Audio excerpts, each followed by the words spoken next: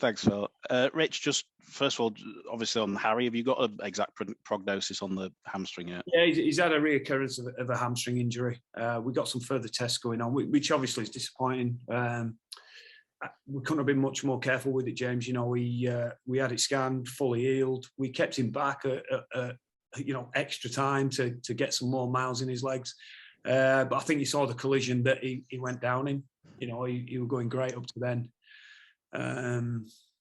Hit the ground running and brought loads of energy and attacking thrust to his team.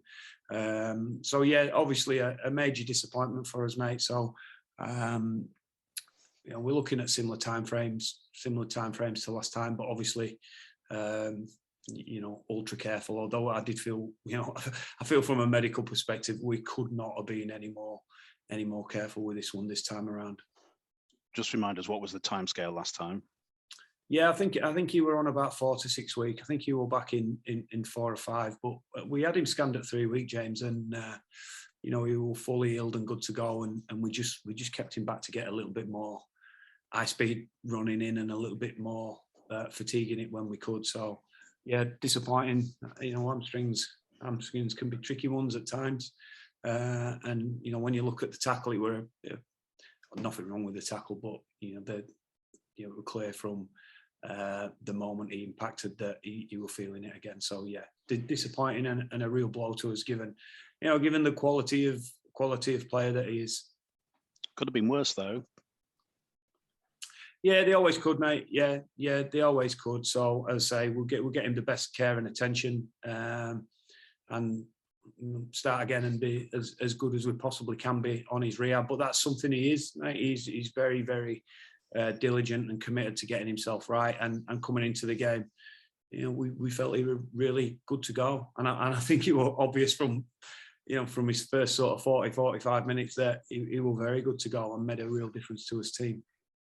He's not the only player you're having to do without this week. Just talk to us a bit about the selection issues you've been pondering this week. Oh, it's a little bit throughout the comp, isn't it, really? I said to our guys, and we spoke a bit about making adjustments in some of his techniques. I think no real argument with Cameron Smith's. A real error of judgment from Cam, and I think they all know that Cam is not in any way a dirty, malicious, cheating sort of player whatsoever. He just got his selection wrong in that tackle and the dangerous tackle. So I got no problem that they picked up on that one. Cruz, as I know, the threshold is the threshold and the way in which to look at him in a lot of instances is down. I thought it was a good read and very close to being a really, really good tackle, but deemed that he's gone a fraction high on it, and they've whacked him with a grade B. So yeah, obviously we lose Cruz for a game. So different selection issues, but I still feel, despite the number of players that we've got out at the moment, because we've still got a fair few guys who maybe for round one would have deemed to have been in our starting 17. Still a fair number missing, but I still feel we'll put a really strong team on the park tomorrow night. It's a good opportunity for the guys that are getting that chance.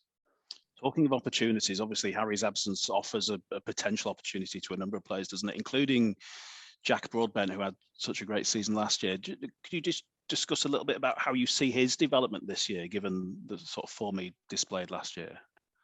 Yeah, we probably felt pre-season with a couple of spots that came around in the early rounds. We probably looked on pre-season form and we felt, despite having a terrific year last year, we probably thought Liam Tyndall had such a good pre-season and his impact in games probably just warranted the spot a fraction on form over Jack. Because the dual reg hasn't quite worked for us this year with Featherstone, it's been really difficult to get Jack out there and get him some games.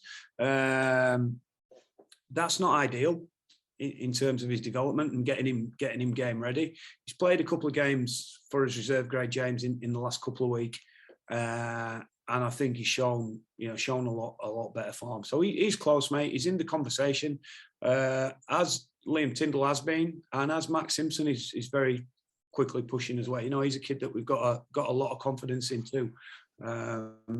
So yeah, there's some competition for places in there, and we're wanting Jack. While it's been difficult for Jack in terms of getting that regular amount of games over the first sort of month or so, I say he's showed some really good signs in his last 2 outings, and he's in the squad this week and really close. Have you seen a discernible change in the group having got that win last week?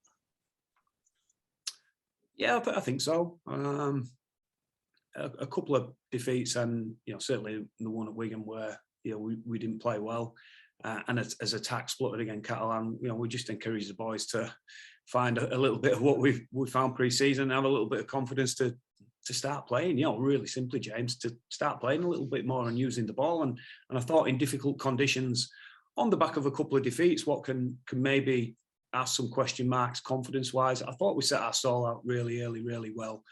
As I say, on a tricky surface in rain. We've played every game in rain, pretty much, James, this year. And I thought we used the ball with a lot of energy first half. I actually thought we didn't do too much wrong with the ball.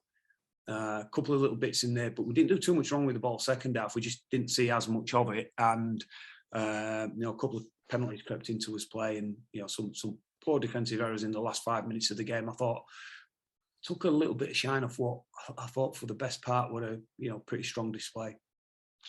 How do you read Hull at the moment? Well, I went to watch them at the weekend, actually. Real good atmosphere at Cast, big crowd. Both teams desperate to win. Fairly high scoring encounter.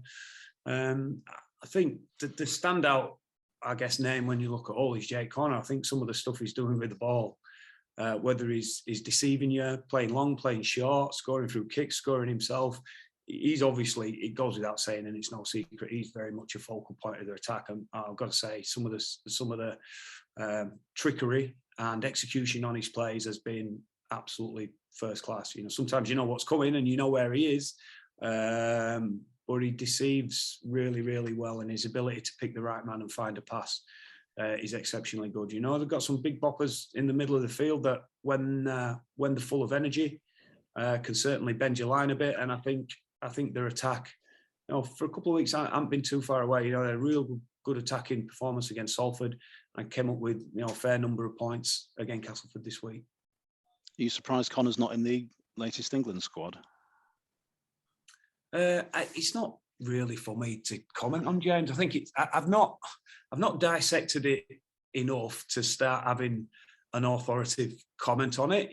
Sean knows what he wants and what he's looking for, and I think I've said before, we all need to have a fair bit of trust in that. I think he's always said, and I used it in Ash Hanley's case this week, he always said, and he has always backed up the statement that he will pick on form, and if you haven't made it in, you can change his mind. And he's always been true to that word.